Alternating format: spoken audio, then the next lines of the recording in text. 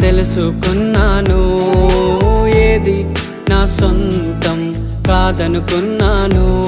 ఈ లోకం ఒక మాయని తెలుసుకున్నాను. ఏది నా సొంతం కాదనుకున్నాను. తప్పిపోయిన కుమారుని నేనైతే నా కొరకై నిరీక్షించే తండ్రి నా యేసు. తప్పిపోయిన కుమారుని నేనైతే నా కొరకై నిరీక్షించే తండ్రి నా యేసు.